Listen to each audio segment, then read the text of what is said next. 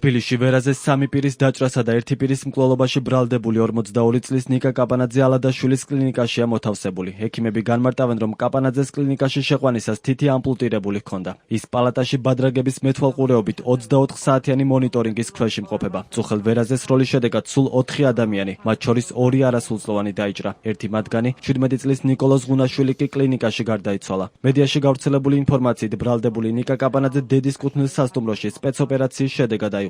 შინაგან საქმეთა სამინისტროს ცნობით მან პოლიციას შეიარაღებული წინააღმდეგობა გაუწია. როგორც უწყებაში განმარტავენ, დაკავებისას ბრალდებულმა ხელისტიძე დაზიანება მიიღო. 23 რიცხვში 0034-ზე სასამართლოს დახმარების მიერ შემოყვანილი იქნა 42 წლის მამაკაცი.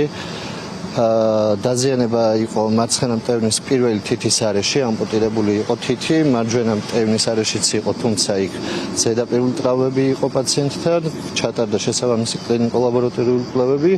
პაციენტი გადაუდებელი დახმარების განყოფილებიდან ავიდა საოპერაციო ბლოკში, ამ წუთას იმყოფება ქირურგიულ განყოფილებაში. როგორია მდგომარეობა? ამ ეტაპზე სტაბილური მდგომარეობა პაციენტთან. ტყუის ამოღება მოხდა თითიდან? არა.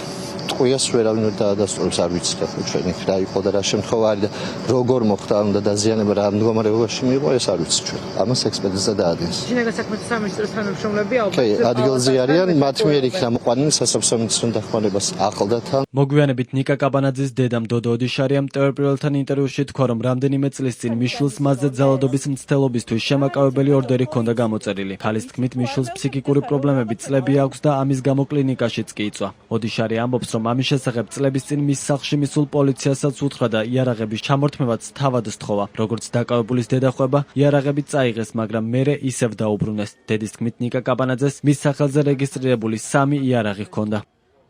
ამ დროისთვის კლინიკაში 2 ახალგაზრდა ბიჭი რჩება. ექიმის განცხადებით ორივეს ჩაუტარდა ოპერაცია და მათი მდგომარეობა სტაბილურია. მათგან ერთს დაზიანება მარცხენა მხრის არეში, ხოლო მეორეს მარცხენა მტევნის არეში ჰქონდა. გამვლელი ქალი კი, რომელიც ვერაზეს როლის შედეგად დაიჭრა, ალადაშვილის კლინიკიდან გაწერეს. ექიმის განმარტებით მას თხემის არეში მცირე ზომის ჭრილობა აღენიშნებოდა.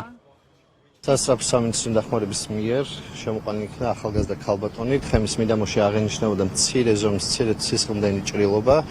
პაციენტს გაეწია ქირურგის კონსულტაცია, არსებული ჭრილობა დამუშავდა პირველად ქირურგიული წესით, გაიკერა კვანძოვანი ნაკერით და ყომდა პაციენტი მცირე ხნით გადაუდებელი დახმარების განყოფილებაში, სტაბილური მდგომარეობით გაეწერა ბინაზე. ადგილობრივები ამბობენ, რომ 10-ზე მეტი გასროლა გასულ ღამეს ახალგაზრდების სიცილს და ხმამაღლა საუბარს მოჰყვა. თვითმხილველები ხვებიან, რომ თავდაპირველად შელაპარაკება დაკავებულ ნიკა კაპანაძის დედასა და დაჭრილებს შორის მოხდა. მათი თქმით, კაფედან გამოსულ ახალგაზრდებს, რომელთა ავტომანქანაც დაკავებული საცხოვრებელი სახლის წინ იდგა, ქალმა შენიშვნა მისცა. არსებული ინფორმაციით, სწორედ ამის შემდეგ განახორციელა დაკავებულმა გასროლა. როგორც ირკვევა, ავტომანქანაში მყოფი 4 პირიდან ცეცხლსასროლი იარაღიდან გასროლილი ტყვია 3-ს მოხდა. ცხოლი კი არ დაშავებულა. რაც შეეხება მეოთხე დაჭრილს, ის ტაქსით გადაადგილდებოდა, რა დროსაც მას გასროლილი ტყვია მოხდა. გამოძიება საქართველოს სისხლის სამართლის კოდექსის 19-109 მუხლით მიმდინარეობს, რაც 20 წლამდე ან უვადო თავისუფლების აღკვეთას ითვალისწინებს.